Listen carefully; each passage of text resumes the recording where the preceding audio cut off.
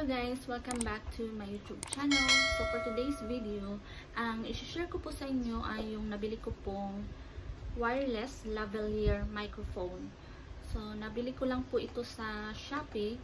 So yung price po niya ay nasa 368 pero nabili ko lang po siya ng 285 dahil may shipping discount at saka na-redeem ko po yung Shopee coins ko doon. So ayan, dito sa wireless lavalier microphone, it's supported 1 to 2.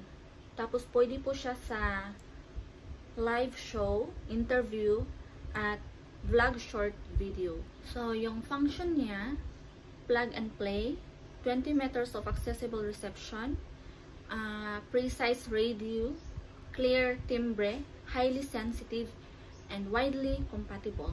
So ayan, buksan po natin yung box. So, ito po yung laman niya. So, ayan. Ito po yung wireless microphone. Ayan. So, bali dalawa po siya. So, ito po yung receiver. So, dito po, ito po yung port. At ito po yung wire.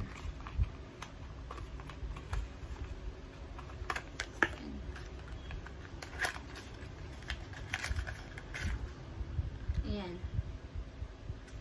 So, dito po siya pag mag-charge, so, dyan po siya ilagay, dyan, kung mag-charge. Tapos, ito po yung manual. So, pwede nyo tingnan ito kung ano ang mga function niya. So, para may guide po kayo kung paano gamitin. Tapos, ito ay, pwede natin i-try. So, ikabit natin dito sa phone. Ayan. So, mag-green po yung light niya kapag connected na po ito sa receiver. So, ilong press nyo lang kung gamitin nyo na.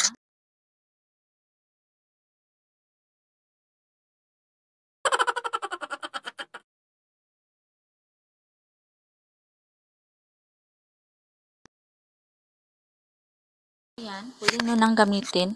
Hello, hello. Ayan, hello. Pwede ko po itong i-try. So, i-try ko po ito. Hello. Hello, mic test. Hello, mic testing. Hello. Ayan, dito ako. Hello, hello. Hello. Hello. Ayan guys, dapat hindi po siya parang ginagalaw-galaw nyo kasi sensitive po yung ano niya, yung dito sa may foam. So ayan guys, first ko po itong na-receive ay nagandahan na talaga ako sa wireless microphone na ito kasi ayan, very comfy po siya gamitin. Tapos hindi po siya malaki, medyo maliit lang po talaga siya. Tapos dito siya i-clip.